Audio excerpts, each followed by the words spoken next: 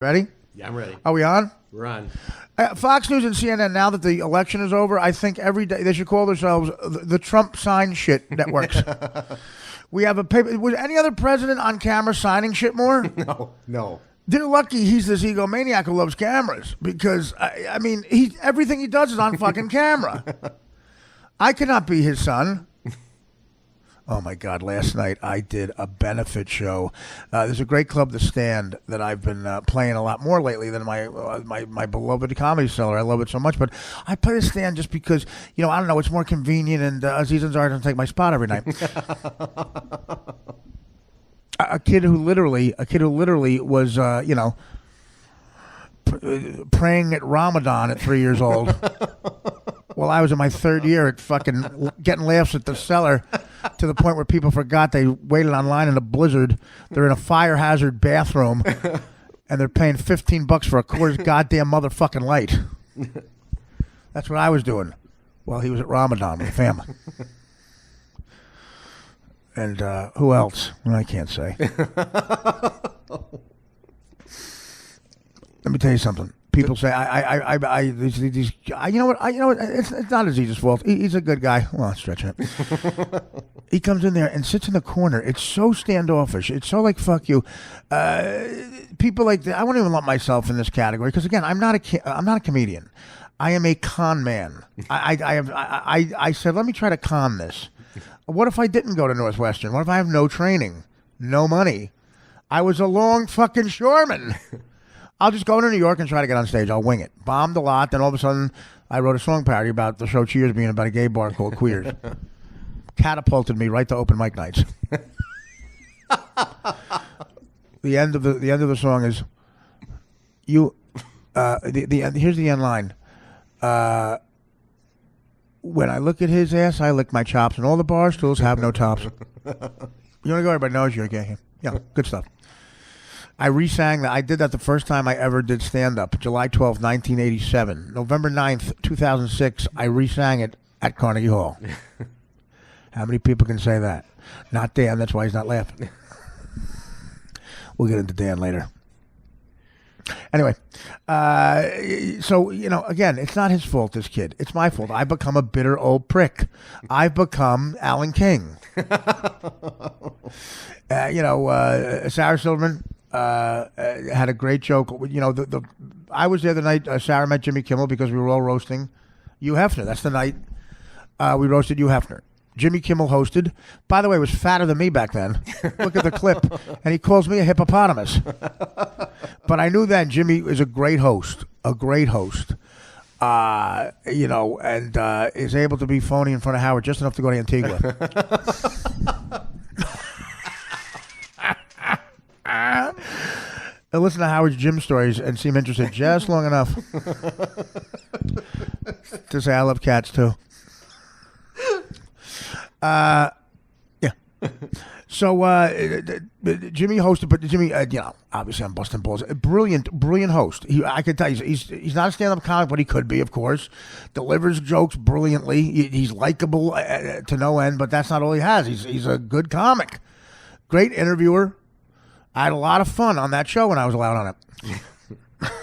I've been Mario Bosco'd. Oh, no. I've been Mario Bosco'd. Do you think it's the stench of Bosco on us? Is that what? I don't know. Jimmy reached out to me a couple of weeks ago through Mario Bosco. That's how. Yeah. The in-between. Yeah, exactly. He's my Sinatra. So, and Mario said, Jimmy wants to call you. Can he give me your new number? And by the way, can you cover the long distance call when Jimmy called me because it was about you? Tell Jimmy to pay for it. So God, this might be the saddest thing that because of the situation with Howard, I said no. I can't talk to Jimmy because I don't know what he's telling. Who's you going to be more loyal to, me or Howard? Going to be more loyal to the king of all media or a junkie in sea quarters? But Jimmy's not that kind of a guy. Jimmy's one of the few guys who called me when I was, hurt. I do love the guy. invites me fishing every time I go out there. And I don't know how many times I can say no to that. No, I'm fishing with you and Cousin Sal, no. I don't want to hear Cousin Sal tell me about the Memphis state line and how he likes it. On land, I can get away from him. Talk about an enabler. He knows my situation. He gives me his bet of the week when I see him at a talk show. Then we go to Musso and Frank's. I'm fucking knee deep in Jack and Waters by 3. So, great family too, Kimmel. Like his Uncle Frank was one of my favorite people in the world. He was so nice to me, his Uncle Frank. He reminded me of my family. Actually, nicer than my Uncle Frank. I don't know. It's just I really there's not many people who I met through show business. When I heard they died, I actually shed a tear. Except Hank the Angry Dwarf. But when I heard Kimmel's Uncle Frank, I was like, wow, that gets me. Only non-Mexican to use the subway in L.A. Only non-Mexican. I said, you better learn Spanish if you're going to do that. Do you know the Heimlich maneuver in Spanish? He would come up to me, Artie, when they announce your name, I announce your name. It's the biggest cheer out of anybody. We have all the greats here, right? The biggest cheer out of anybody. I said, thanks, Uncle Frank. That's great. And then he went to the other dressing room, and I overhear him telling the comedian that night it's the biggest cheer he's ever gotten. No, I mean, whether he was bullshitting or not, he didn't seem like it. He was so warm to me. And there's nothing I would have done for that guy. If Uncle Frank called me up and I was in the middle of fucking Carmen Electra, I would have gone to help Uncle Frank. Well, fucking her would have been 4 seconds anyway. Carmen, I'm cutting this short. Here's the key. And the black concierge wants your number. There's nothing I would have done for that guy as if he was my own family. Well, Jimmy too, like that. But so here I am. A guy I used to be like really good friends with has gone to a higher register in this business, and quite frankly, my agents are like, "Oh, it could help your career," but for me, it's losing a friend. And because of this shit going on, and I promise you guys, I don't hate Howard. I don't, and I never met this Marci Turk, but what she's causing, 50 people can't be wrong. Yeah. And you'll find out in time, I'm doing a favor for a lot of people. Who I can vouch for that. No one needed you to. Everybody at home is going, that's bullshit. Wait.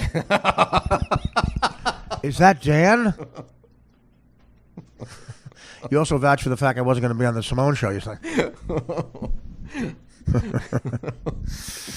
How ironic that an unbelievable mistake by Dan led to the best segment.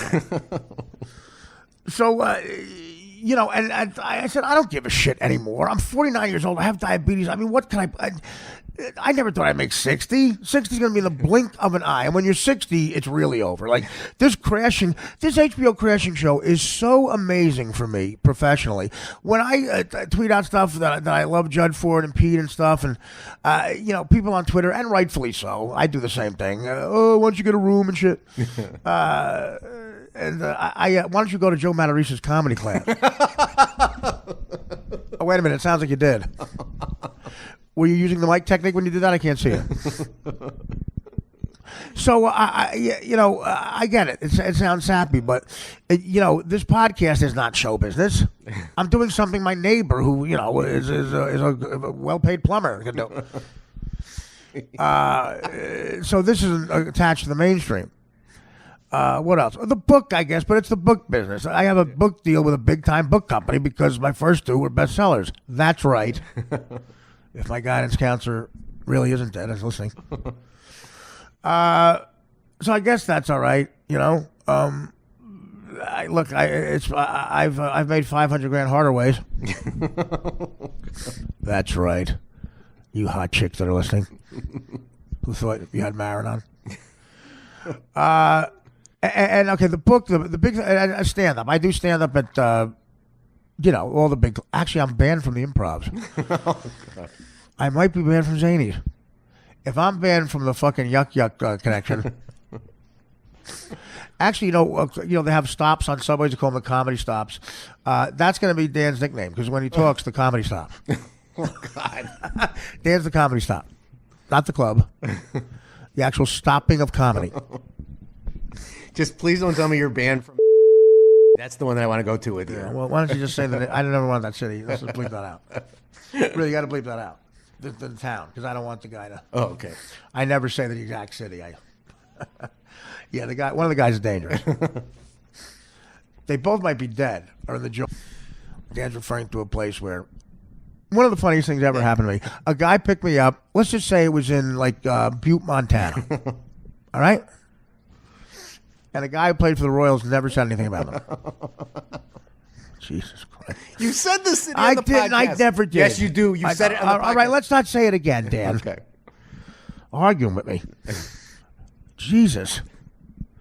We'll get to Dan in a minute. Steve Dahl, whatever. I forget what I was going to say. Do you see what you do? This comedy stopping. Stop. I know, yeah, but that was you. I was telling a more important story. Last night at the... Stop, please. Hang on a minute. Oh my God. Just don't talk. The fuck was I going to say? Oh, yeah. One of the guys picked me up. Now that we're talking about these guys in Butte, Montana.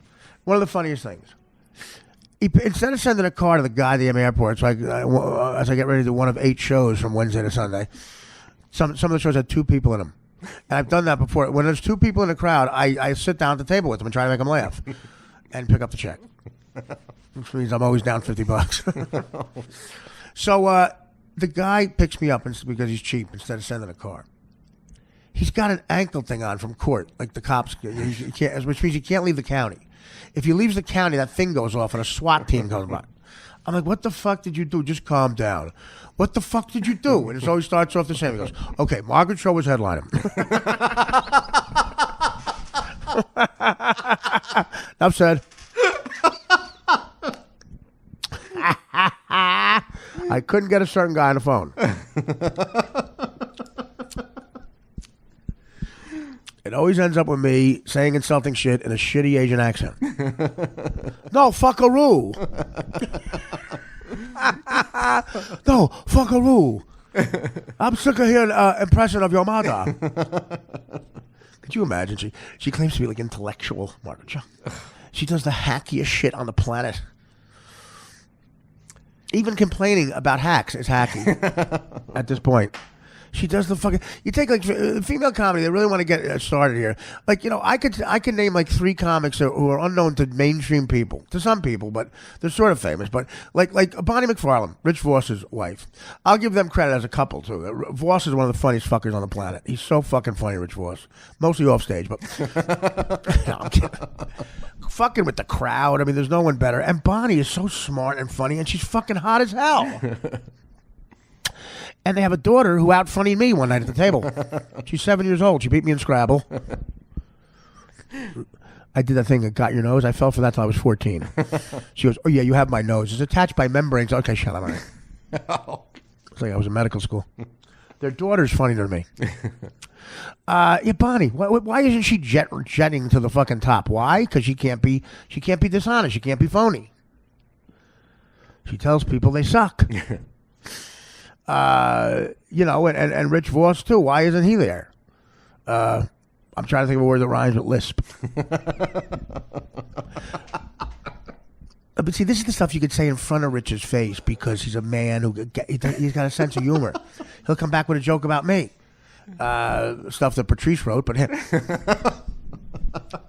I'm roasting a guy that's not even here.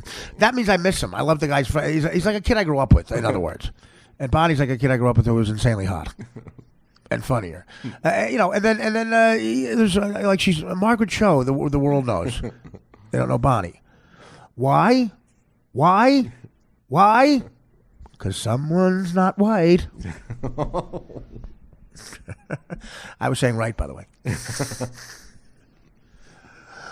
And there's other female comics that are unknown that should be there, more famous too than a lot of these people who are famous. Like, I can't think of it.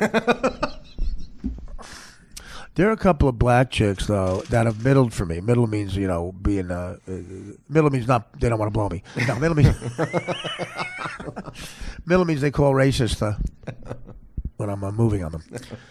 I bought a couple of chicks' furniture. I did the Trump thing. I bought a couple of these black comics furniture. These black chicks who were hot.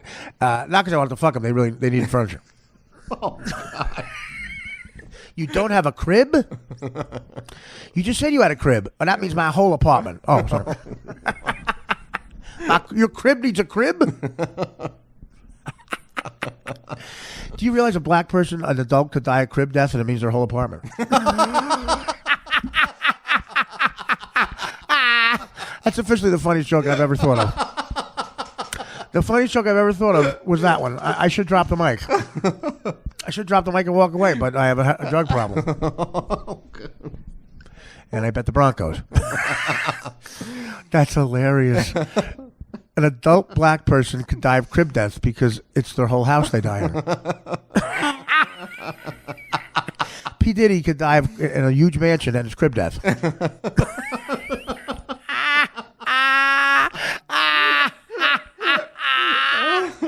That's the only joke I've ever written that Mitch Hedberg could have wrote. Maybe he did, quite frankly. Oh, I love it. I love it. We'll try that tonight. Oh, that's great. Why should I go on? Oh, I know. A great interview with Steve. We're getting all the big guests. Yeah. So anyway, I'll stop. I'll stop talking about the blacks. But it's something. There's something wrong with the business. But but I sound like an old curmudgeon, And I say, first of all, I say Aziz a lot. People ask me because it's a funny name. It's a funny name to say, And he's whatever he is, Bangladeshi. I don't know what he is. Put it this way: he's the son of a doctor who could also be the son of a 7-Eleven owner. But he's running things over there. He's running things over there. He runs the cellar, runs it. Essie's telling me to get up for Louis C.K. Pretty soon it'll be for Essie's Has High. But it won't be. I'll tell you why. Because he'll be off in the corner brooding like Bob Dylan writing Blowing in the Wind. Every night he comes in there and he goes to the corner with a pad. Completely alienating me and Greg Rogel. Actually, Greg opens up for Russell Peters. I've been asking him for tips on how you get to open up for one of those type people. Because if I get the Aziz contract to open for him, Dan, we'll be in a fucking bigger crib. We'll both be down in a crib now. Crib death. Yo, P. Diddy's not a crib death. You mean his son who he named after him? No, him in his crib. Yo, motherfucker. My bitch died of crib death. I ain't kill her. You right? She died of crib death. Where's the black judge? Where's the fucking black judge? Culture shock is bullshit. You see that episode of Good Times where Michael takes the exam? Yeah, there was an episode of Good Times where he claimed all those tests are racist. And his buddy failed the test. Right. And he goes, well, that's why Dwayne failed. Why? Because white people make up the tests. It says, in the relationship to other things part, cup is to saucer or table. Well, he said table because they can't afford a saucer. So he said cup table, which is logical. All the white people say saucer because white people can afford saucers. And that was like the big moment where Florida, the mother goes, he's right, Dave. It is racist. Then J.J. Walker came over and said, dynamite. He's in his dressing room on the phone with Jay Leno getting jokes. Yes, I understand you're playing the third lead of that. Yeah. Not the one with Amos, John Amos. Picture an episode, John Amos and Andy. Now listen, you're going to play Andy in this. Can you? Yeah. Listen, I got some jokes for you. You like why don't you be a painter on the show? You be a painter. You paint that famous colored painter with it? Yeah, there's some painting over there. Yeah. And Mitchie Shores over here must have him. Yeah, how about no? Here's the deal. When you say dynamite, really, really, hit the O. Hit the O. What do you mean, like dynamite? No, hit the O. I really hit it. Dynamite. A little more. Dynamite. Nice. Now come up on the height. Dynamite. Dude, you got a house in Malibu. Yeah, so the writer credit I'm getting. What about that, G? Here's the thing. Here's the thing. What? You said a writing credit. I've written every funny thing you fucking said on it. So don't you think that's a stress? That there's a cup to table. Can't the kid say, okay, wait, it's saucer? You never heard of a saucer? Your friend sounds stupid, Michael. He's right, Florida. White people write those tests. Okay. Cock is the pussy. That's what we all know. Every color knows that one. How about cock is the rubber a few times? Dan's laughing, by the way. So, okay, first of all, the most entertaining thing is going to be every time Spicer gives a press thing. This is professional wrestling right now. This is professional wrestling. This new press secretary that Jump hired, everyone in the room hates his guts. Listen, Ed. What we're saying is, when we're right, tell people we're right. Why don't you go bang Meryl Streep a few more fucking times? And they're baiting him. The press is like, Sean, you sound mad. I'm not fucking mad. Nice tie, Sean. What about it? I'm going to get you in the Omni, and I'm going to tear you apart. Let me tell you something, McMahon. Let me tell you something, McMahon. The people at CNN are going to be. Let me tell you something. I'm Spicy Spicer. I'm Spice the Ice Spicer. Look at him. Spicer stalking. Look out, avalanche. It's almost like Trump has the Secret Service pointing a gun at him until he answers every question. That's what it seems like. Yeah. I didn't say the woman's colored. I said woman of color. Go to the tape. You're lying again. Bullshit. 3 years into Trump's presidency. Now the crowd at the inauguration again. What about it? Where's George fucking Will when you need him? After Trump got elected, George Will made out his will.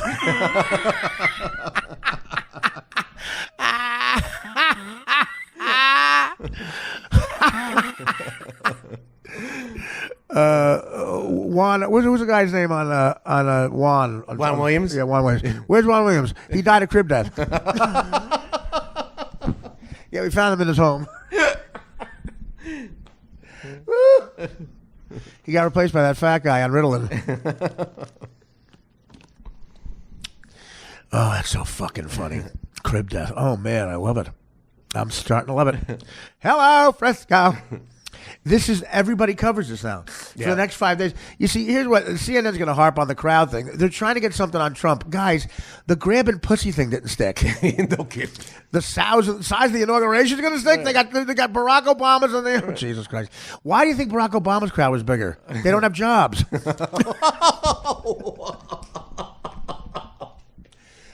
Barack Obama's crowd was bigger because more of them had the day off.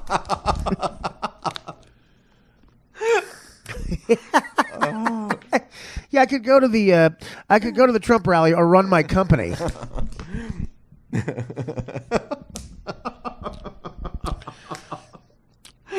Guess who was able to finagle it? Madonna. What a Madonna with that stupid hat on. I don't care how many sit-ups you do, honey. When are you going to go away? You're in show business because you moved here from Detroit and said, listen, you put out a memo. I'll fuck anybody. You blew Jelly Bean Benitez at Danceteria for 3 fucking years. Jesus. Danceteria. I bought Coke there a couple times. Shitty Coke, man. Cut with the worst shit. The Coke at Danceteria gave you diarrhea. I caught diarrhea from Danceteria. The blow at Danceteria gave me diarrhea.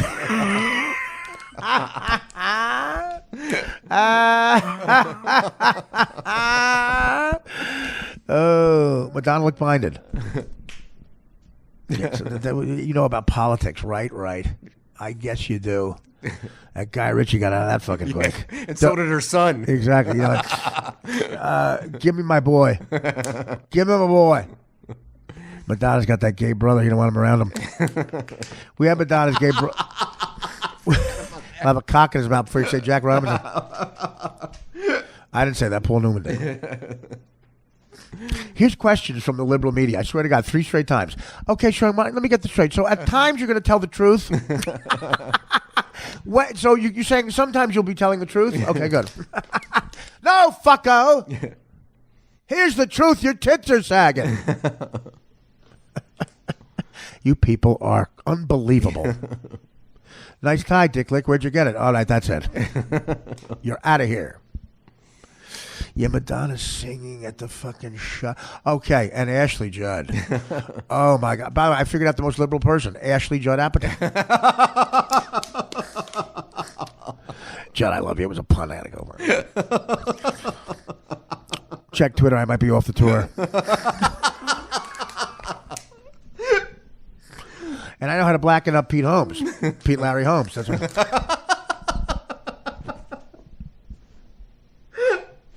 Those trailers for HBO, there's a black kid who had 4 lines. It looks like he's the co-star of the film. You see, Pete knows black people.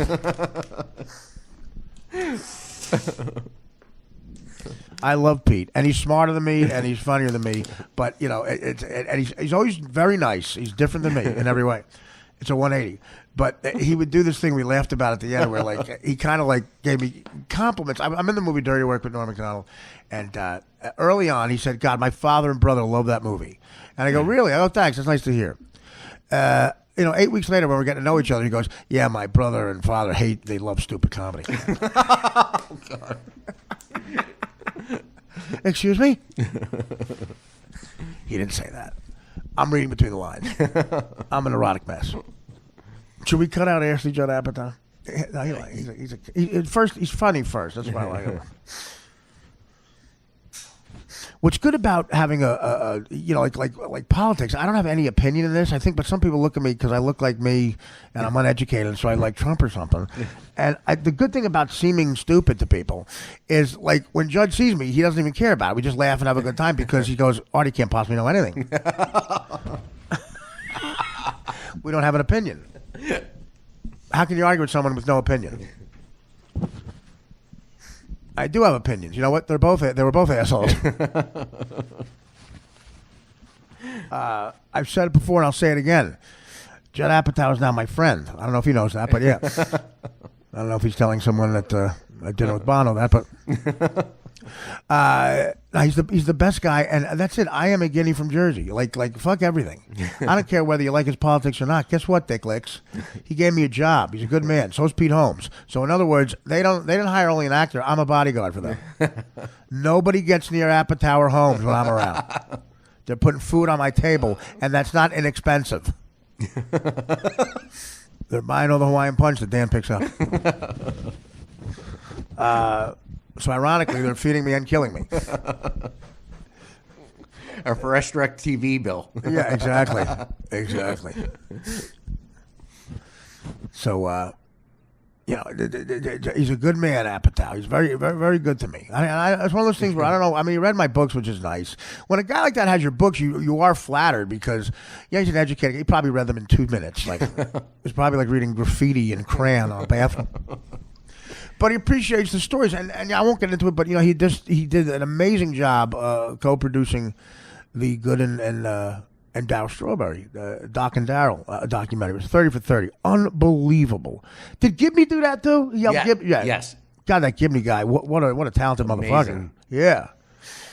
All right, Dan, you'll be friendly with him.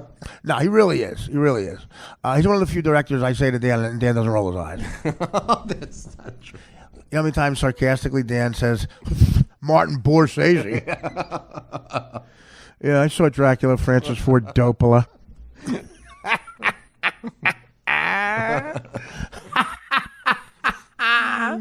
Alex Cribney. So, yeah, but a guy I don't really know that well. I got to know when he was doing Trainwreck.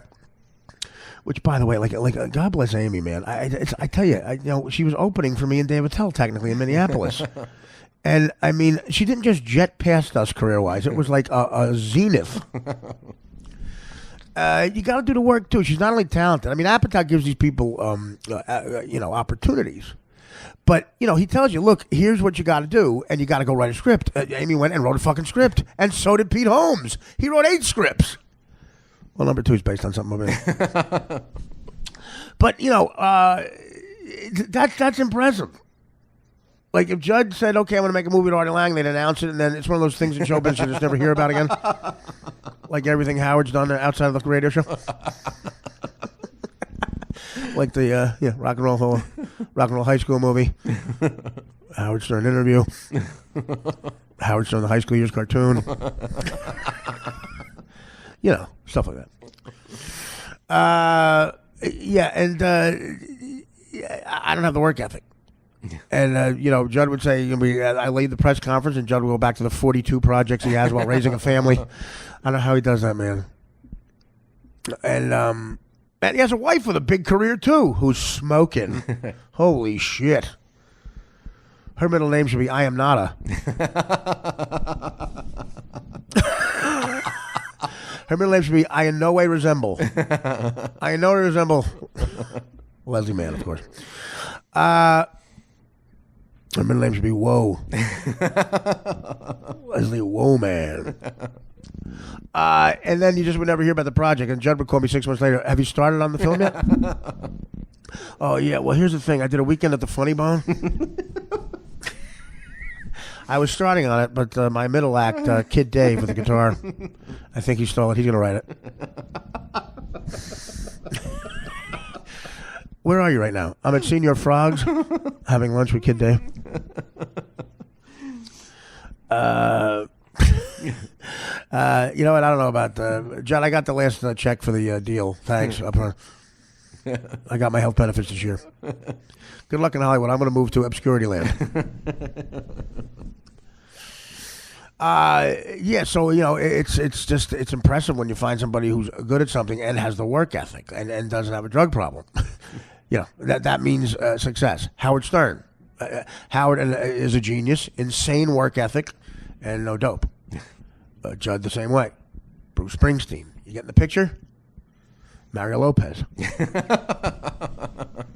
My favorite story ever recently. Mario Lopez had an avalanche. I don't know why these celebrities move underneath a cliff in Los Angeles. Mario Lopez had an avalanche, like in his backyard, just fell on him, and he was looking at And if you know the toe commercials, the toe fungus commercials, by the way, just brilliant work. I will to my death say Marlon Brando could not do a better job in those fucking Richard Dreyfuss. No, can't do a better job. He turns immediately. His character plays a Ryan Seacrest type. I'll give you the background. I'll give you the broad strokes. All right, these are the cliff notes of the character. The breakdown of it. He plays a guy, tuxedo, which means he has to go an extra day for a fitting at least. And he says, he's like Ryan Seacrest. He's on a red carpet announcing everything. So he thinks, think about this. Here's what he has to pull off. This change in emotion. He thinks a movie star is getting out of a limousine. That's what his character thinks. Like a George Clooney type. Instead, what gets out of the limousine? Not a toe, not a toenail. Toenail fungus. Not the toe. People think it's the toenail. No, it's the actual fungi. It's the yellow shit. It's fungus. So instead of George Clooney, he goes, let's see what this is, George. Whoa! Toenail fungus. I guess the answer has been a lot. But, what a turn that is. And he sells it. Dan, what are you doing? You're going to play it? Oh, thanks. I pray for flipping every night. On the red carpet where our next arrival is, whoa, toenail fungus. Wait, play it again. Play it loud. Play it loud. Red carpet where our next arrival is, whoa, toenail fungus. With Jublia. Oh, come on. Could Kevin Spacey do that? Of course not. He's busy rehearsing with the kid. There's a kid in his trailer to rehearse. I know why. We know why he chose Bobby Darin. Because Bobby Darin had a 12-year-old. It's a very touching scene. Very touching scene on a bench where he's touching the kid. Yeah, right, guys. I'm 49. I'm going out. I'm taking a few of you with me. I'm taking a few of you with me.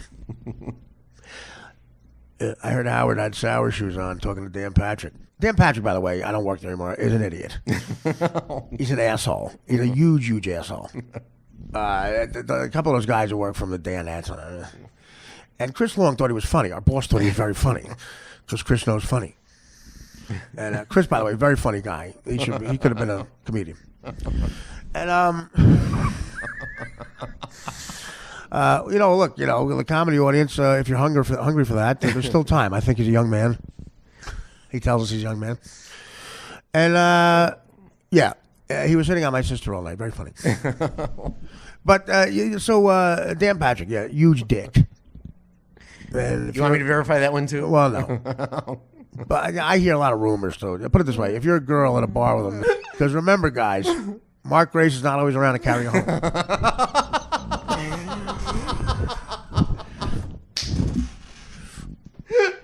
And Howard, why don't you just shut up too, buddy? Calm down with the sour shoes.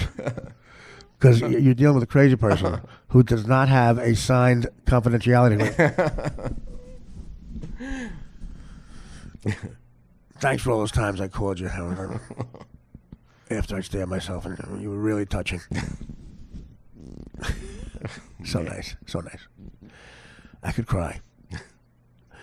I saw Ganji too in a homeless shelter.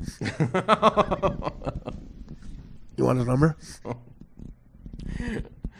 You're not going to see him because he's probably not going to be at Jennifer Aniston's next wedding. Come on, fucko. This is me sober. I'm kidding. Fuck away. Why do you fuck with Howard so much? I don't know. Why do you fight with your cousin? Oh, what do you know about me and my cousin? My point exactly. Bye, dickleg. Oh, wait, you're right, huh? Can I have tickets?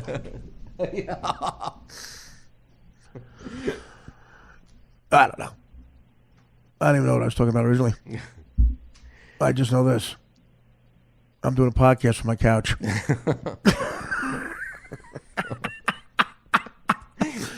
No, Judd, I'm not. This crashing thing is. I'm on HBO with. This is the big leagues. This guy in Philly just said that 3 comedy greats. He includes me in that. I mean, that's come on. That's stuff like that doesn't happen to me. I mean, there's a good chance I'm going to bomb at these gigs. No chance. Stop it. There's a chance. I bombed last night. Oh, last night, I did a thing. It was for special needs kids. Oh my God! And I forgot. I did the Eli Manning where I call him retarded. Oh God! Oh, it was worse than when I did the Prada Willie thing and I talked about the carving board, the carving station. I started out in an 80-foot hole. They didn't laugh at the stuff that always gets laughs.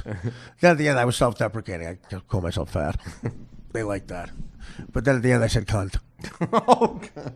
But I said, and this is how I ended it, because I hated this is how self-destructive I am, okay? And this was out of line. The stand probably has a reason to be mad, but I was on at 2 in the morning. They didn't see me. They said you probably should stay away from any material about retards. Their words, not mine.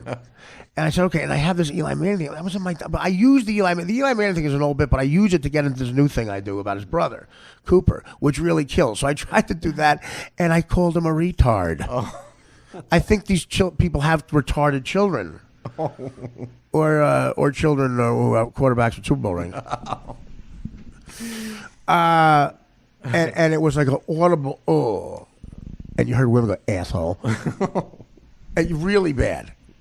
Then I got them back. Like I said, I got them back by making fun of me. And then I had them rolling for a little while. And then I ended pretty good. And then I said, well, you know what, you guys, you seem like good parents. My father was a great guy. He told me great things.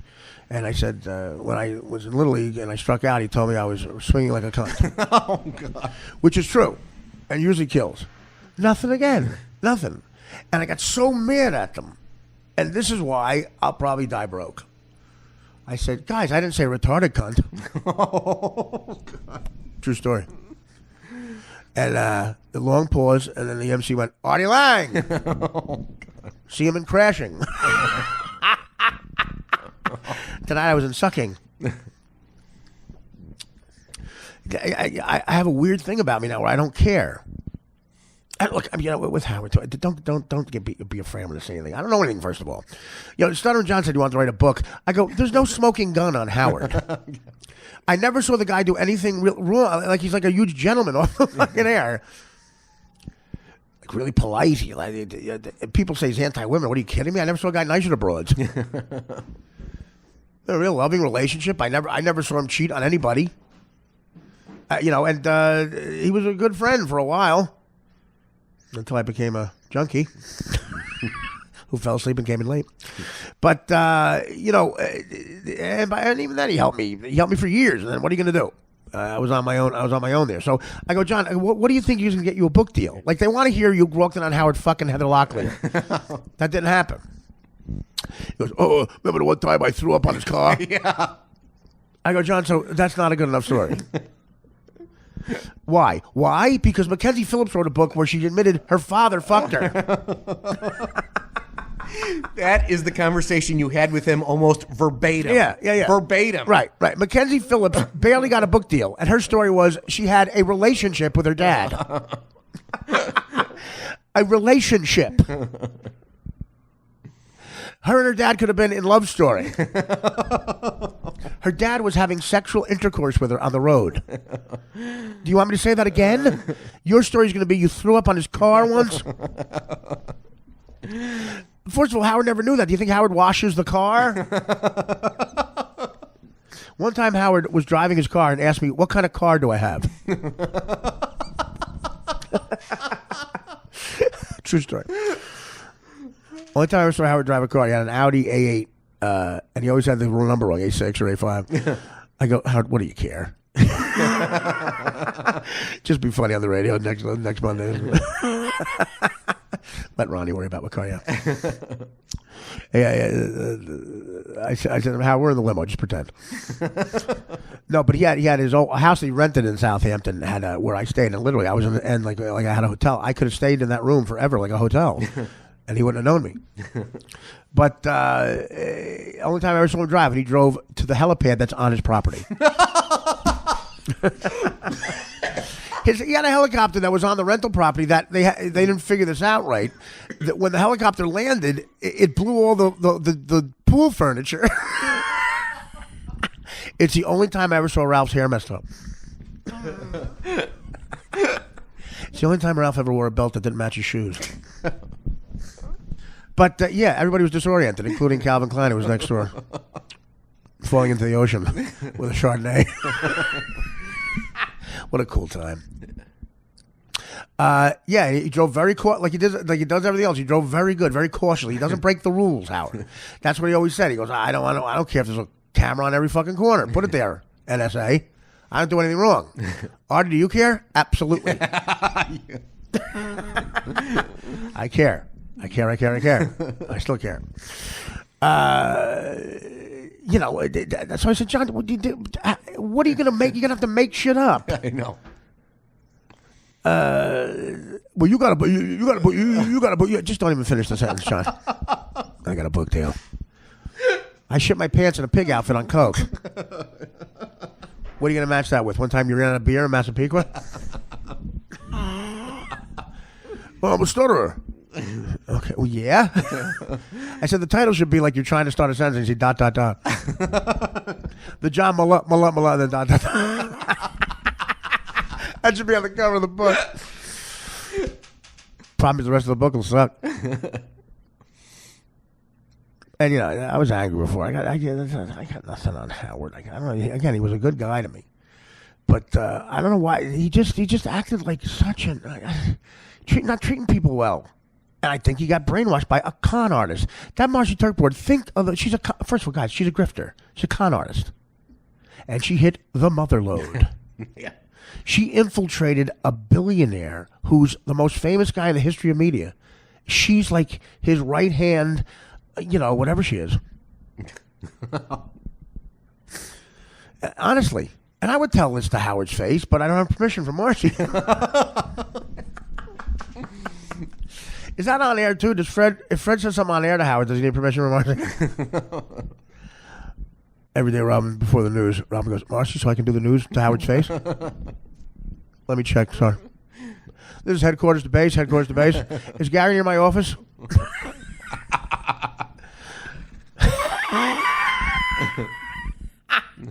Only one person goes in my office. That's Steve Brandano. Ben Bardo. By the way, I heard a rumor about Ben Bardo and Steve Brandano. And when I was there, those guys were great guys, talented guys, but not great with the ladies. I won't say what I heard. But if what I heard is true, I cannot wait to high five you two. Fucking unbelievable poll. Unbelievable poll. And I got to do this Marci Turk bit about The Godfather. How much is Turk? But I got to do that a lot because I'm running out of time. Pretty soon her name will be Marci Bardo.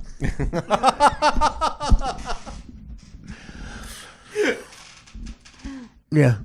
The woman who's organizing your life was at Human Resources for about 4 hours. Everybody's a hypocrite. Everybody's a bullshitter. I say it to your face. I'm a scumbag to your face. Well, I try to lie about some things. Yeah. What was I saying now?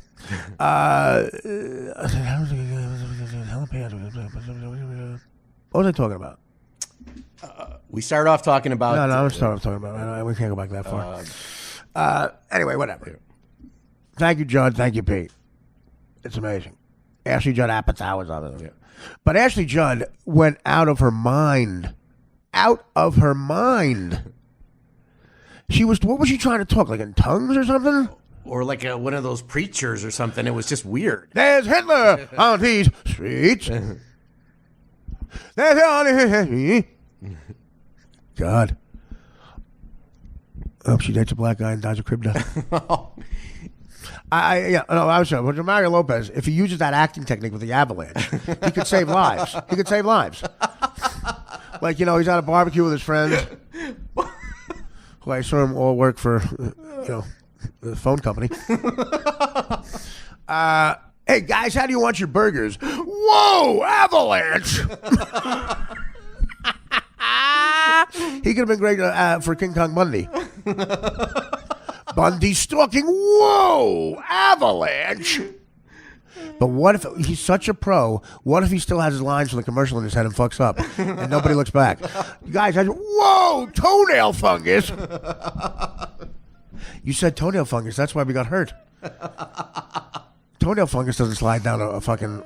I know I meant to say avalanche. Fuck, I fucked up. I meant to say avalanche. Next time I'll say avalanche. We're not hoping for next time, Artie. My fucking goddamn house just dropped a lot. God damn it. Fucking Dustin Diamond's house just went up in power. Dustin Diamond starts the avalanche. Yeah, here you go. Here's for making me watch you fuck every broad on the show. That's what I assume that like Mario Lopez and the other blonde kid fucked every chick on the show supposedly, and Screech was trying to fuck them, and they were so lazy they would wait for Screech to say something nice to the girls and get them back to the dressing area where the guys were, and then just push Screech aside and fuck them. Screech was tied up as he watched those two double team Tiffany Amber Thieves. Whoa, Amber Alert! Oh man. Those dimples. How many times has he scraped cum out of those dimples? How many times has he woke up at a party in Chatsworth or Woodland Hills with the stars of Schindler's Fist? Hey, can I get on Schindler's Fist? Schindler Wrist. The Asian version is Schindler's Wrist. You want to get on Schindler's Wrist? Yes. You like Schindler's Wrist? You want to have a tryst on Schindler's Wrist? Yeah, guys, listen. Why do you look like the Joker? Because I can't stop smiling. There's cum in my fucking dimples. Lexington Steel has cum that dries up very quickly. Oh, God. Yeah, it's like cement. Who'd you fuck last night, Mario? Yeah, take this test. Really? Why? Well, put it this way. It's the only time you want to think negative. Take this test. Spicer is still yelling at these people. I know. Look at these people. There's a broad next to some guy. She's like, thank you. She looks, I can tell she's annoying this chick. She got Vassar written all over her. Yeah, Sean, listen, whatever you say, I'm going to spin around and completely mess up. So you're saying the crowd was not as big? What you're saying is, Sean, is that Barack Obama's crowd don't have jobs. So they were able to come to the inauguration. Is that what you're saying? No, I just said the inauguration's on a weekday, and you do the math.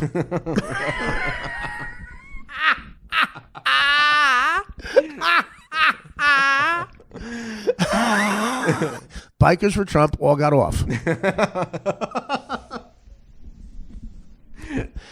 Ashley Judd. After she does something like that, I tell you, Bill O'Reilly made me laugh, though. And I watch everybody, and I've become one of these guys who just watches B.O. I call him B.O. But he after he played a clip of Ashley Judd, he did like almost like Greg Kinnear on the old talk show. Whoa. There's a broad I couldn't even fuck. Dennis Miller, I wait for his segment because Dennis Miller's still one of the funniest people of all time, and who I love. And has a manager, Jimmy Miller, who's another guy I love. I love that guy, Jimmy Miller. Every time I'm with that guy, I laugh my ass off. Guys like him and James Dixon, I like those throwback type agents, like, and they're unbelievably successful. That's why these young politically correct agents are like, well, how come we can't be like that? I don't know. Try acting like a man. Okay? It's not right to hit a woman. Never hit a woman. But calling him a cunt every once in a while, that is thera-goddamn-putic. Not a retarded cunt. Yeah, he gets on, the O'Reilly show sometimes. He's just great. He's great. He's still got those amazing one-liners. And him and Bill O'Reilly tour. They do stand-up. I got to see that. And with Waters now, too. Okay. Yeah, Waters goes on first, then O'Reilly, then Miller. Yeah. And showtime is 8. So that's another way of saying get there at 9.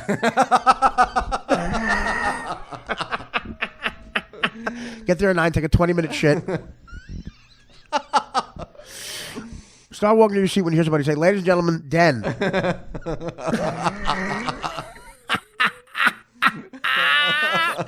Ladies and gentlemen, Den it. Let's go, guys.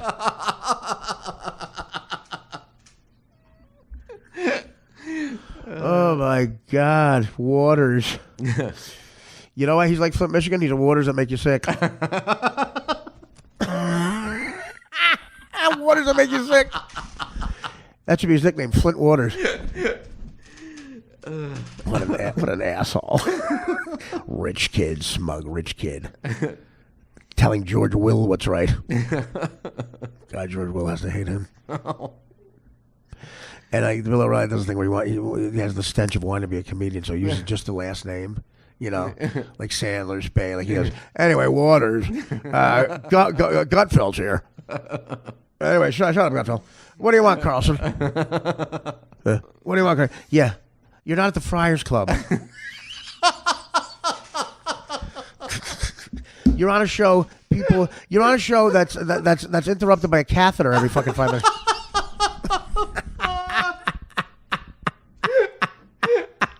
You're on a show, you're a dick, and then every once in a while you show something getting shoved into a dick.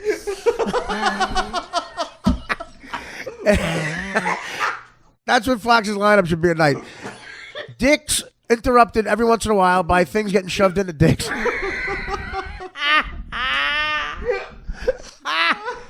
And Bravo is Bravo. Assholes.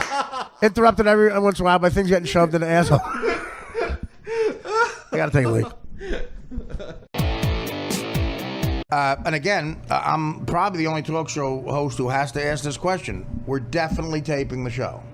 Yes. It's being taped. Okay.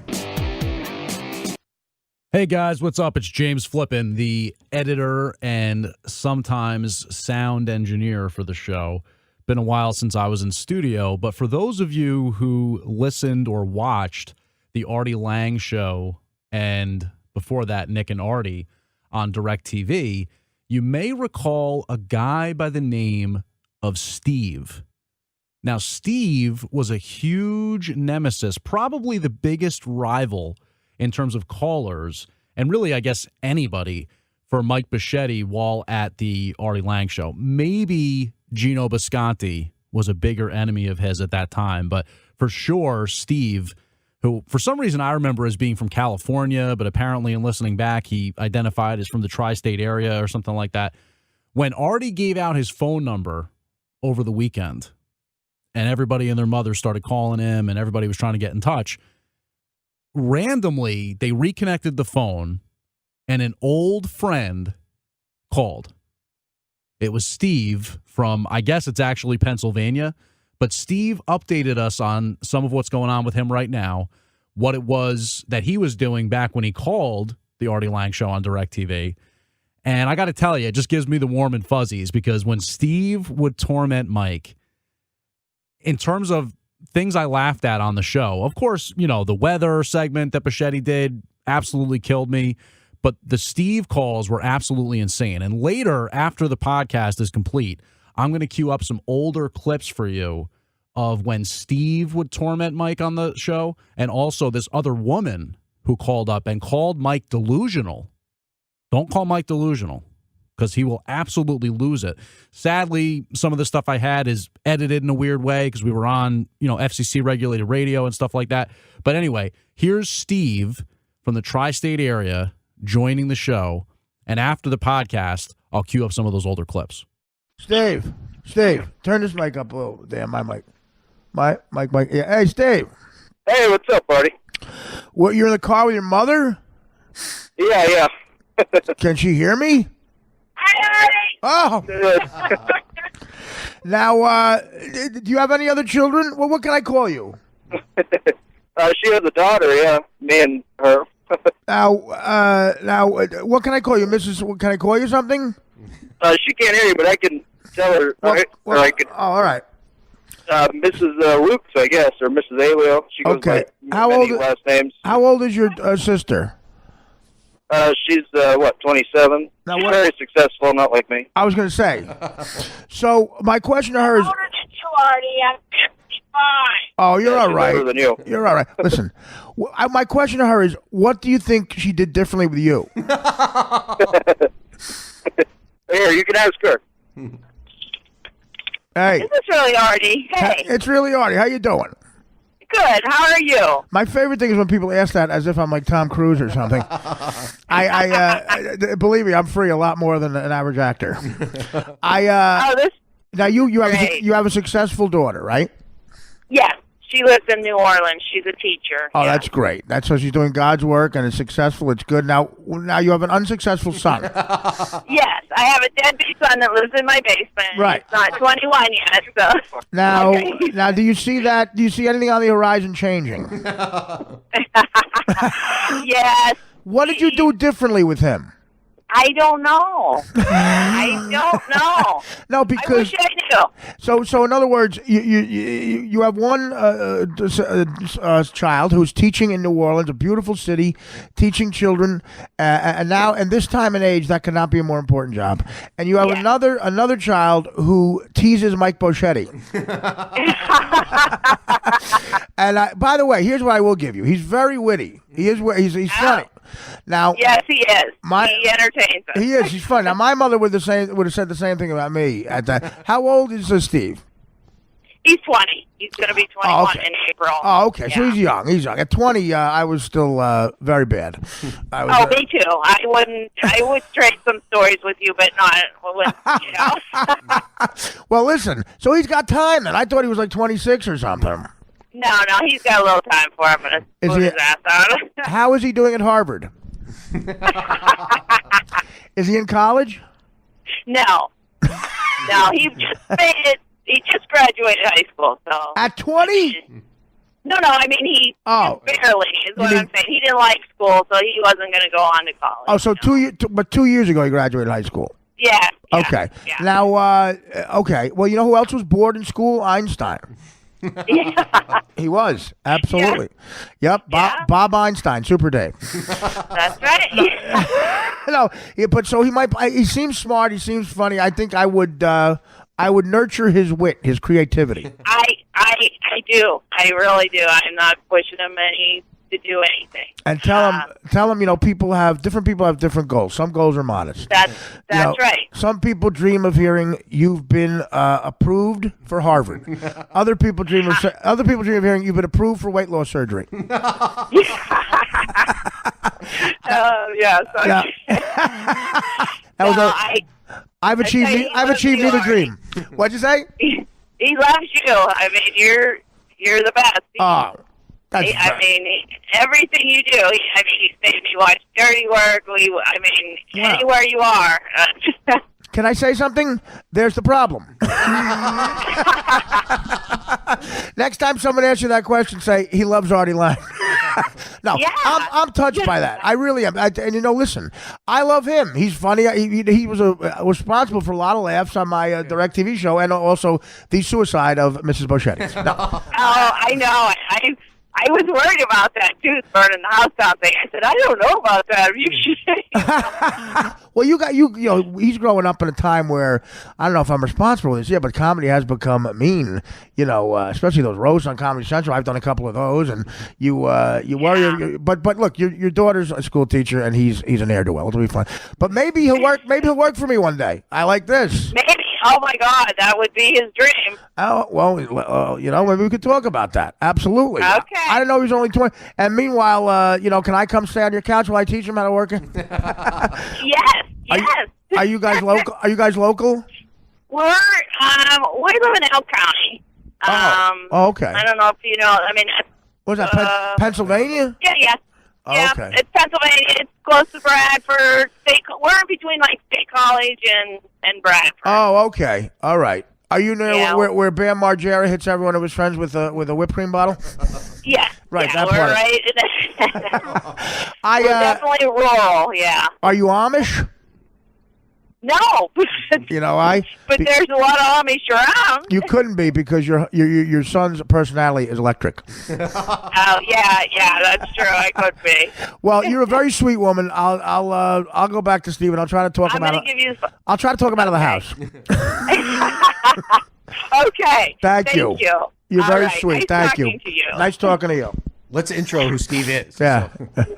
We have This to. is the most surreal moment of my life. Yeah, really.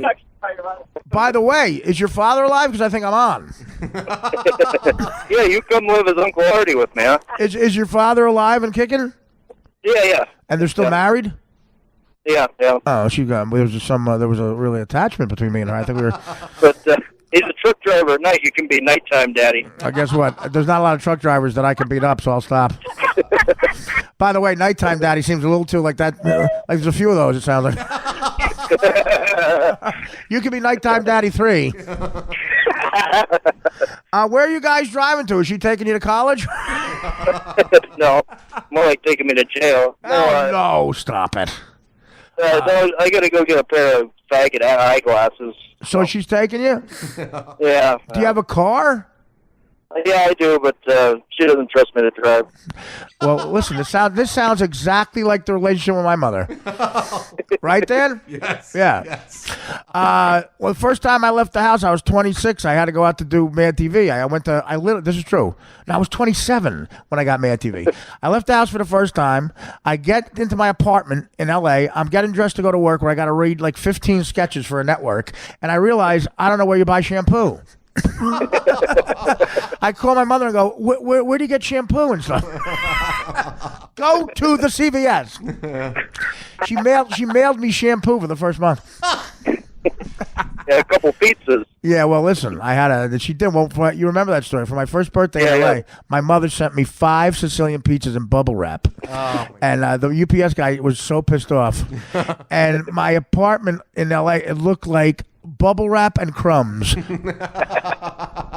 Yeah, I was a mama's boy, man. I went out there and I hooked up with my daddy too, which was cocaine. You don't want to do that. You don't want to shovel your. You don't have a snow shovel in L.A. That's bad.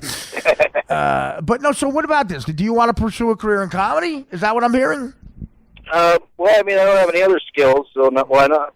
Well, you might not have this one either. We got to test you. I mean, quite frankly, making fun of Boschetti, that's like what we call a beach ball coming in. What Well, I don't know. Maybe we'll have you here. Like you're in Pensy. Yeah. Yeah, can your mother drive you here one day? and pick up Mike on the way. Yeah, pick up Boschetti in Staten Island. I'd love to. Take your mother and Boschetti's mother to a support meeting. Yeah. Yeah, my son makes fun of his son. My son's a loser, and he makes fun of him. You know the difference is the difference between you and Boschetti. You have a winner in your family. His father drove a truck too, right out of town. Artie, quite frankly, he left in 1973. Right after he saw Mike's Burger King order. You said you want a large malted? Yeah, Dad. 6 Whoppers, extra mayo. You know, you're going to the camper with Uncle Tony. I love my Uncle Tony. Did you ever hear that episode? You've heard every one of the DirecTVs, right? When he traveled cross country with his Uncle Tony, Steve? Yeah. And he kept shitting in the trailer? Yeah. The Uncle Tony kept looking at him like, where are you going to shit? Yeah. And what was his order? Something His order was, okay, here was his order. 3 Whoppers, a double cheeseburger, a large fry, and a malted. Do you know what come out of him? You know what the evil that came out of that ass?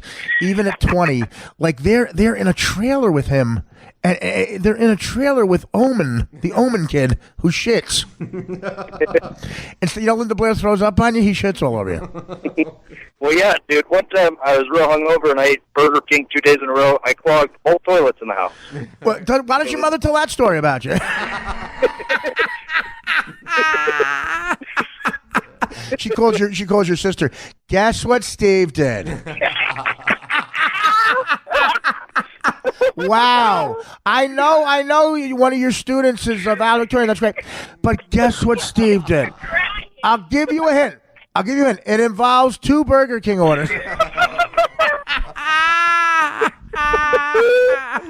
I know you have a parent-teacher conference with a potential national genius, but that's nothing. It involves a hangover. He got in the next movie, The Hangover? No. He did this without leaving the couch. It's like 600-pound life. That Indian doctor. Who will bring in him to Burger King? Don't you realize, Mrs. Steve, you're killing him? Where's your daughter? She hightailing out of here.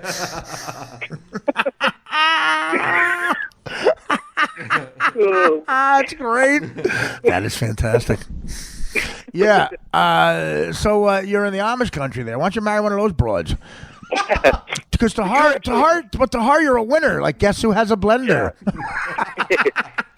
Well, rumor has it that there's so much inbreeding with the Amish community, they pay you to come fuck one of their women and leave. Well, there's a job. Get her pregnant. Yeah. There's a job.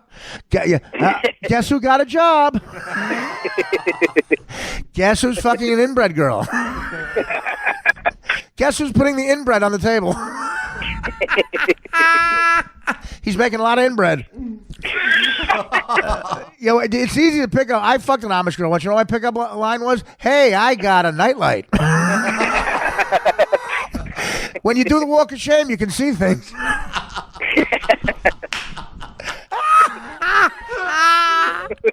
Well, you hear a horse. Well, that's your ride. Oh, man.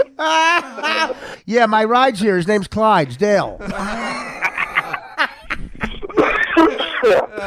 Oh, that's fucking great. Are you dating a black guy? No, but I'm riding a black horse. Oh, yeah, that's a great pickup line. Guess who has an electric razor? You guys heard of Ben Franklin? Yeah. Guess what he discovered? Oh, this is fantastic. I think we could use you up here. Well, why don't you do that? Go just a temporary job, but like on the side. Fucking inbred girl. And what do they pay you for that? How much is each marriage? I think it's about 200. No, nice. Boschetti would do that with you. But Boschetti would even turn down with that. They look at Boschetti. We'd rather her fuck her brother.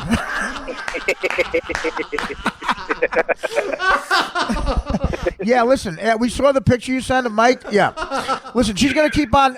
My husband's gonna keep fucking her. Yeah, we want to have a kid with 4 years. The ad said the person fucking her can't be inbred himself. We'll give birth to a monster. We'll give birth to Chelsea Handler. This is unbelievable. Well, so we found one phone call with me and Dan. We found a new job for you. What you want to come up here and be on the air live? Yeah. Fuck yeah, man. That's a dream come true for me. We'll get your mother a room at the Sheraton. All right. Why a hotel room? Well, that's for his mom driving him. Yeah. Don't be ashamed of that, by the way. Some of the greats had their mother drive them to stuff. I can't think of one right now. Dan, Google mother drove him when he was 20 to get glasses. See how many presidents pop up? Yeah. See how many guys? See how many people split the fucking atom with that category? Mother drove to get eyeglasses / makes fun of Boschetti. Everything that pops up. He's inmate number 17 and left. Steve's a good laugher too. I'm not kidding, Steve. We're going to do this as a gift to you. So you live in Pennsylvania. That's not far away. Yeah. Why don't you hop on your future wife's shoulders and let her walk you here?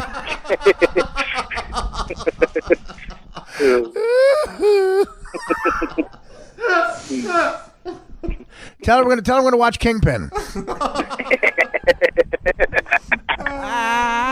Oh, this is fantastic. All right. Steve, I want you to come in try to prepare a bit or something, like, if you want to, if you can, Hey, what? As a tribute to Joey Bootsby, if Mike could do a craptacular. No, I don't even think about it. I secretly got grossed out by that. Are you a fat guy? Oh yeah, I'm like 320. No, you're not.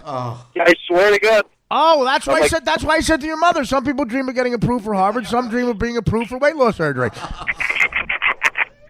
Do you want this? Do you want the stomach staple thing or no? No, fuck that.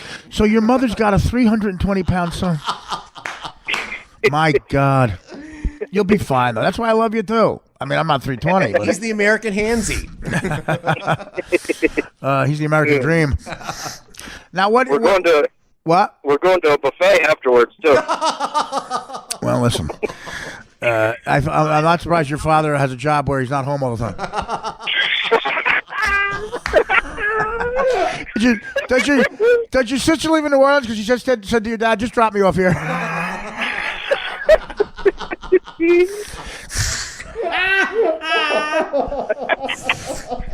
Why do you need eyeglasses? You want to see yourself better?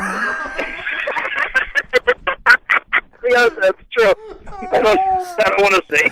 I looked at myself when I was 20. I said, I know I need glasses, but I don't want glasses. Every time I saw my face, I was doing a line in the mirror. Well, listen, dude, I know you're an alcoholic. And do you need, I feel like I want to pay for something for you guys, some charity. Do you need the heavy suction toilets? Yeah, a new plunger might help. What are you going to get at the buffet? What do they have at the buffet? What are you going to get? They usually got good fried mac and cheese. Oh, good. All right. Now, is that gluten free?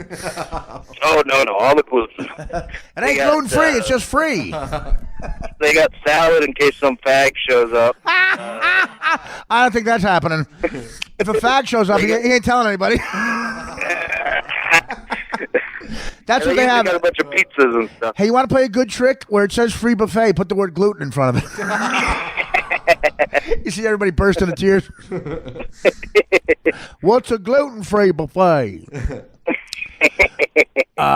Dude, you're like David Beckham compared to one of the Amish chicks. Like, she needs electricity. Now, what did you get in high school? What was your best subject? I don't think I had one. You're 320 at 20. What's your goal for 30? Do you plan on losing weight? Yeah, I've been doing some push-ups. All right, let me just put the mic down while I laugh for 4 hours. You push-ups. You've been doing push-ups. Your sister did some get-outs.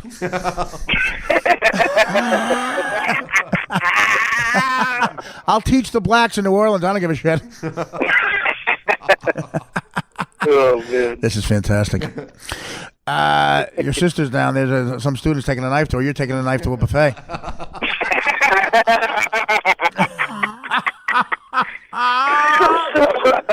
Think about it, dude. Just keep. This should be. If you ever join a yoga or do a transcendental meditation, this should be your mantra. You ready?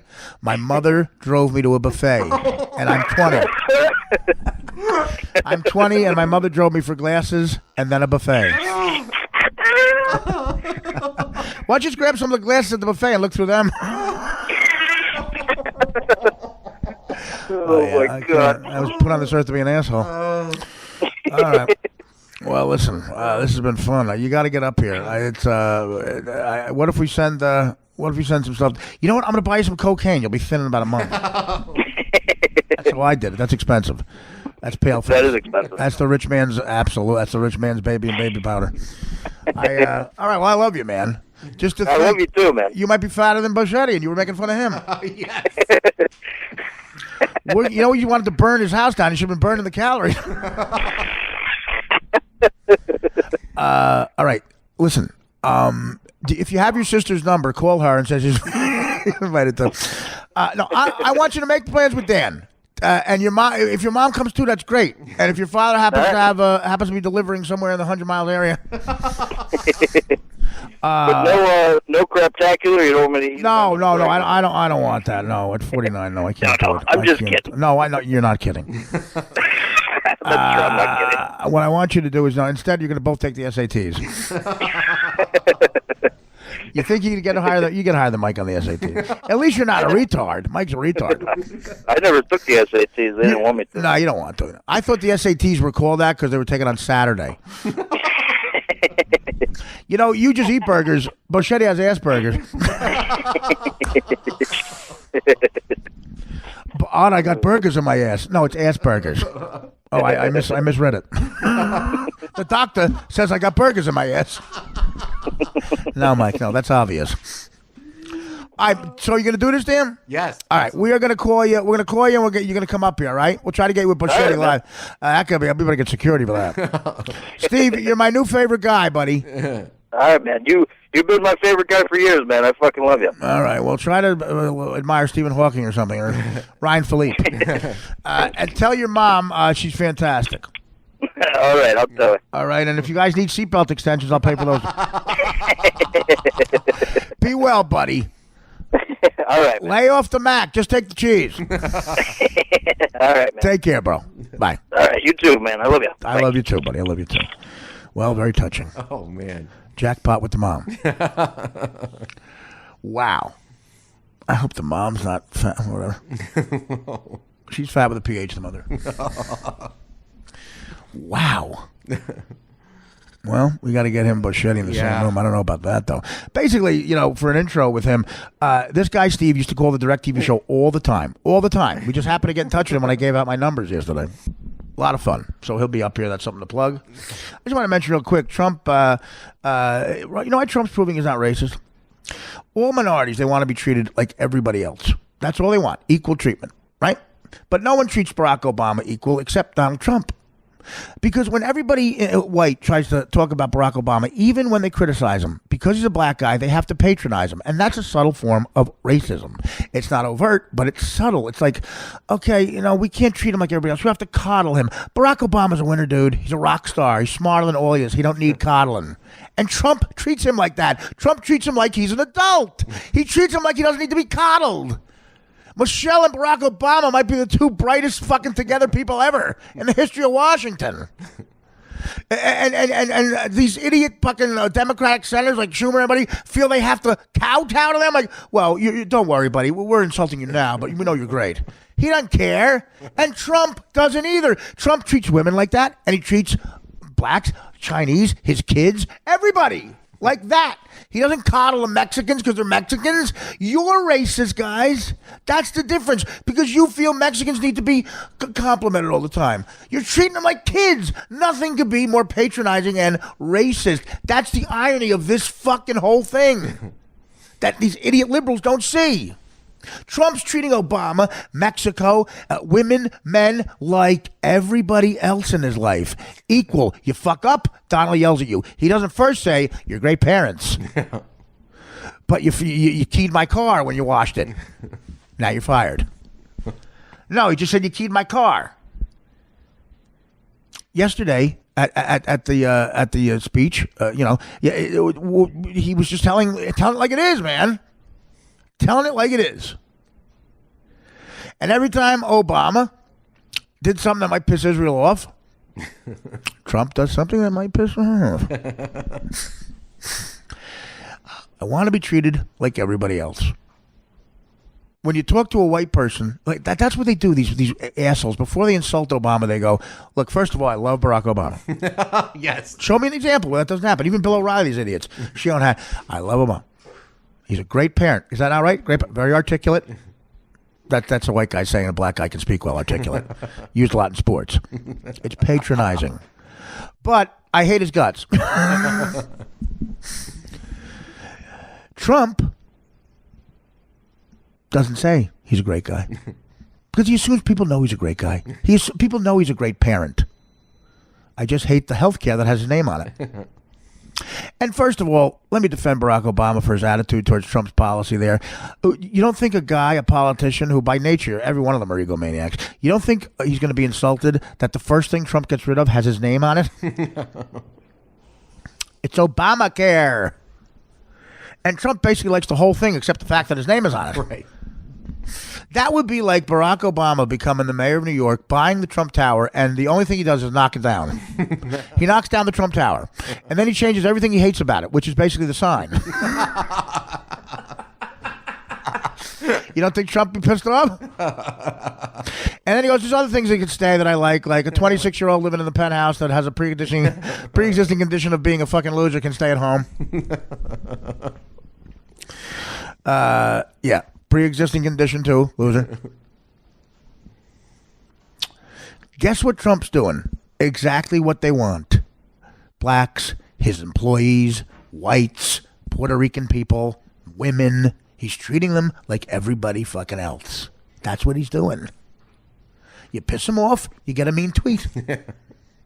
He doesn't start off the tweet with, he's a great guy. You know why? 140 characters. There's no time to say Barack Obama has a great parent and an asshole in the same fucking sentence. By the way, I'm working on a couple of pitches for Bruce Springsteen for some ads. Make a call on Verizon. I'm trying to get a meeting. And something with back tweets. Something with back tweets. See, like Selma, I love her. I joke around with everybody in my life. I bust their balls. Huh? I overpay them. Why were you looking at me when you said that? Because you're one of them. I say Fellas Nevada, to everybody. No different. No different. Because she's equal. Family. Familia. And after I blew up the picture of me and Trump golfing, a lot more efficient. Laundry gets done very quick. You don't want to piss off immigration. You'll be looking at 3 to 5 años. All right, I'm done. Take care, Bush. All right, guys, it's James again. Appreciate you listening as always, and I hope you enjoyed it. Little blast from the past with Steve from the tri-state area. Here's some fun clips that we pulled from the archives of Steve interacting with Mike on the show. And then after that, I have some older audio of Mike fighting with Dan, just for nostalgia purposes, and a recording that we made after the show went off the air of Mike just absolutely losing it on this woman who called him delusional. He said that housing in Los Angeles was cheaper than housing in New York City. And I guess this woman wanted to call him delusional for not knowing that it was, more or less a wash. Enjoy this trip down memory lane from the Artie Lang archives. Steve in the tri-state area around the air. Steve. Hey, what's up, Artie? What's up, buddy? I loved Mike's weather bit yesterday. Great. Did you see today's? Oh, thank you, buddy. No, I didn't see it. Oh, I missed it. Even better. The thing I love the most, though, is every time that the camera pans right for Marty, you don't see Mike's enormous neck. Do you have any criticism to how it could get better? Do you have any thoughts on making it a better bit? Maybe try not to act dumb. If you're already dumb, you don't need to act it. You play it up too much. Oh, Mike, this guy Steve, it sounds like it's your old nemesis Steve, and he's all over you, Mike. He's saying you're already dumb. Why act dumb? Well, you know what, buddy? A lot of people with dumb want some great awards, some cash, whatever it takes to make it in this. Don't hate. The Stooges and stuff, they were comic geniuses. Brilliant. And they were acting dumb. They were acting. You're a They were retard genius. that's acting more dumb. John Ritter. Different. He's saying that but he's saying those people were really smart acting dumb. You're dumb. That's what he's saying. that's awful. That's not Whatever. true. Geniuses that act dumb. You're a retard that acts dumber. You knew where Texas and New Mexico were. Let me tell you something, buddy. The word retard is your first name. If you want to start with me now. because- Actually, it's Steve. yeah, Steve's the it's retard. But Steve, Instead remember, of Gary the retard from the Steve- Howard Stern show. Steve is thoughts? competitive for your job. Remember, Steve wants to come sit in your chair. Well, good luck, buddy. Take the train in. See How what about happens. this? How about this? I'll box it for you. Yeah, I'll wrestle you for it, buddy. Anytime. I'm ready to rock. Wrestling. I'm not putting on tights and getting. No, on the buddy. floor. No, buddy. But I'll have you in the chokehold before you know it, so don't worry. Wow, Steve. Enormous Sounds like a fucking street fight. It is Well, yeah, boxing that's gloves, buddy. Rocky Five. How about I just put you in a chokehold and you'll be crying like a little in the ladies' room after the show? Dude, I'll do whatever you want, dude, but I'll be boxing like an American. Oh, okay. So, Buddy, and I'll have you in a chokehold like an American as well. but he's I saying don't if care. it's boxing rules, you're not allowed to Whatever, choke. boxing, schmoxing, whatever. Let's just say get it on. Get Wow. on the floor with you homo. I No. know you're playing. Buddy, if maybe you're the king of homos. I don't know. You're the queen. 'Cause you're taking it. So are you, buddy. Go into the Holland Tunnel and get some whores. I can't wait till your mom slips washing that enormous dice hacky. You know what, buddy? Mention my mom and I'll snap your neck wherever you are. Don't you dare mention family, jerk off. Burn your house down. I'll burn your fucking house down. Oh no! You know what, buddy? The minute you do that, I will shoot your face off. How's that? You'll be shot on sight, douchebag. We hung up on Steve crossed the lines. Oh! How dare you? I'd like Mike. to snap that goddamn douchebag's neck. Mike, you keep You can't cursing. say that. You can't say GD, and you can't I'd say like to F. snap that Person. butt wipe's neck. All right. There you go. But he's just trying to get a rise out of you, Mike. He's not going to do any of that stuff. Yeah, oh, he said it on the air, though. If he does anything, Oh, my, he's not. That Mike. means it's going But to He happen. no. will not. He that will punk not. said it on the air. I'll tell you one thing. I promise you right I now. will smack his face off until No it one- drops. no one- Butt wipe. It's by my house. No one's going to do that to you. No one's going to. Oh, He doesn't I know don't where care. you live. You know, if I'm telling you, he threatened me. He's going to be sorry. He's not going to do it. No one's going to do anything. Mike. Yeah, he was just. Let's just take a break. Calm down. I'm sorry I let Brent's cousin call I'll him. go He said- look through my mafia phone book. I don't even care. I tell you, he does that. I'll make a couple of phone calls myself. Yeah. The Artie Lang.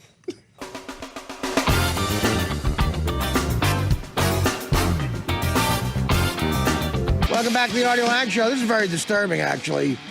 And Mike, I'm just going to read this for your own safety because Steve, that guy who just called, also faxed in stuff, and I thought it was harmless, but Well, who can believe he's still faxing stuff? That's messed up. He man. said, Demented. Tell that fat F that I'll steal his family car. Whoa. Well, put it this way. I hope you can drive a 98 Honda Civic well. Why, is that your family car? Yeah. Touche, Steve. It says here he'll take a Is it dump. a stick or an automatic, Mike?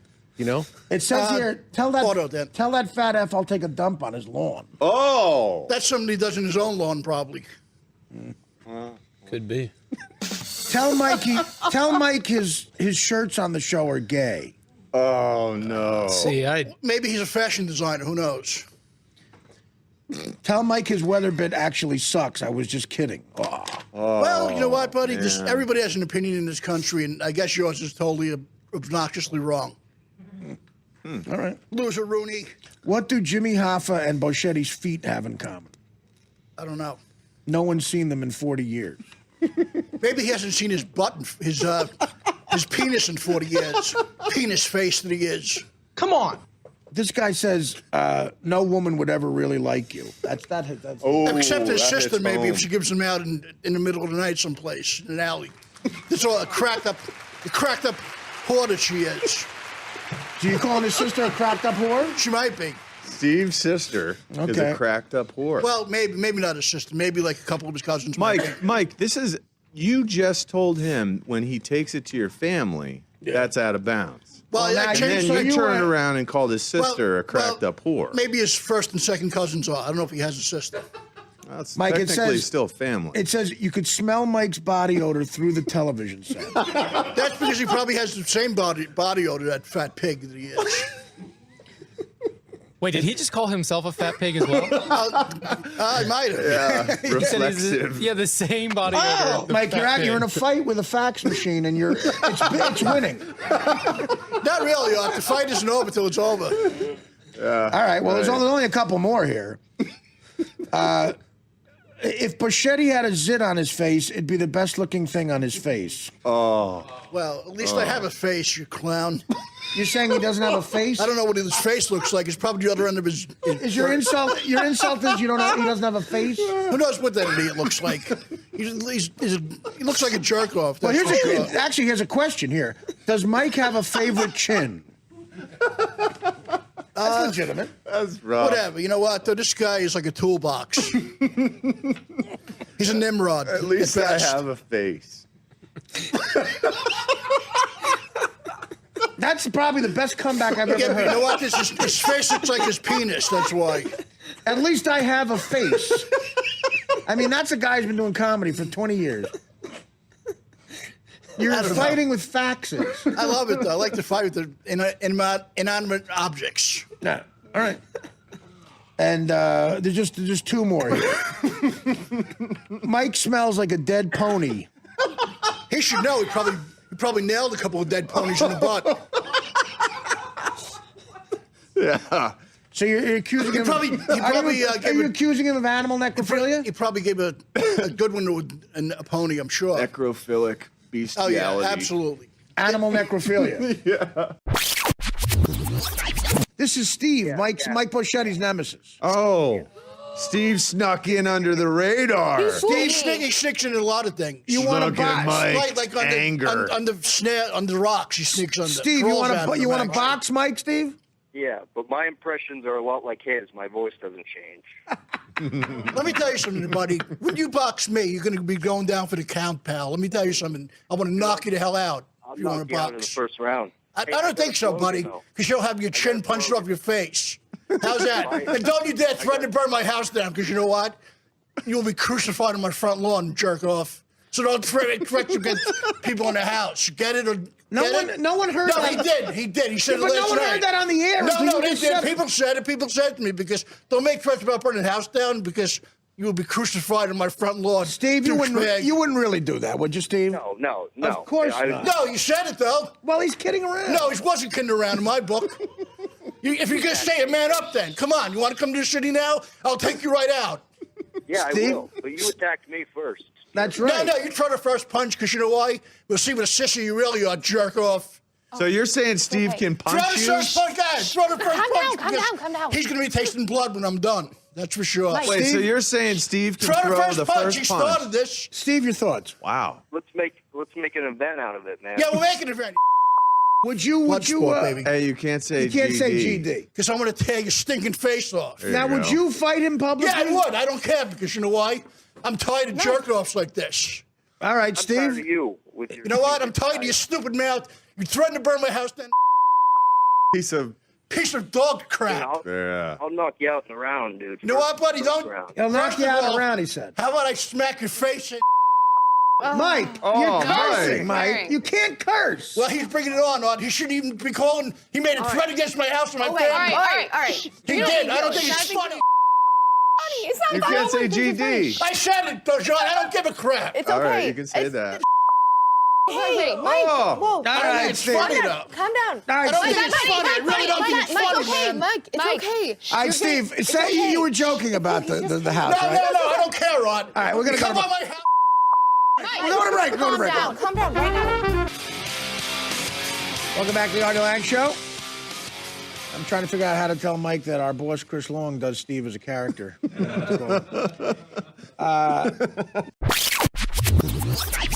I've been helping people to St. Jude's Children's Hospital since '91. Oh, prove it.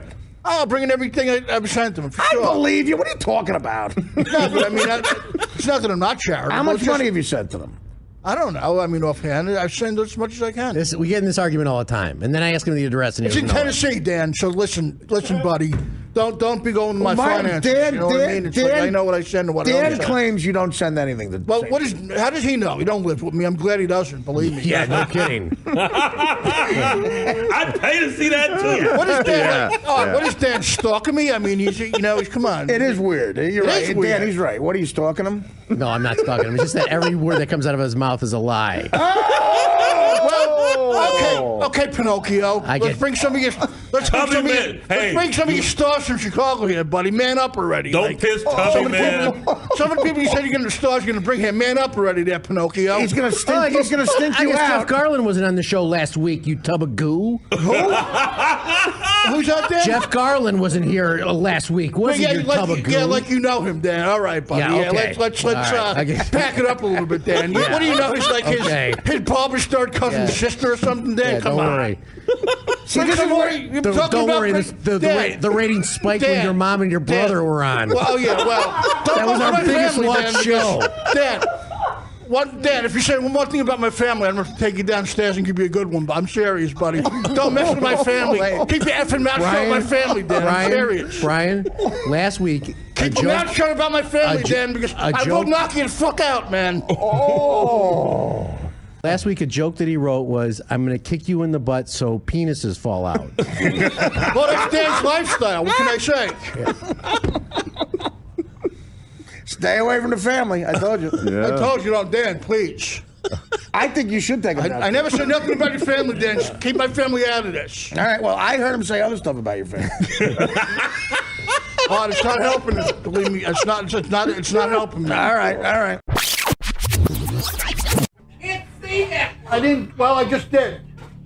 Dan, she don't know me from having. Calm down. Okay, calm down. Dan, She should get upset. No, she's a. Well, that's what she is, though, Dan. I'm not saying sorry for it. That's what that whore is. I'm not apologizing, Dan. I'm not. There's some three more times on me. I'm not apologizing. See? All right, it's okay. It's okay, Mike. Just take a deep breath and let's calm down. Okay? No, I know you're. It's not. Just calm down. some drugged up whore from California. That mother's. I'm not talking about that stacking pile of shit. I know. You don't want to apologize. No, she's a. I'm sorry. No, I mean, she don't know me. Who the she put me down and criticized me?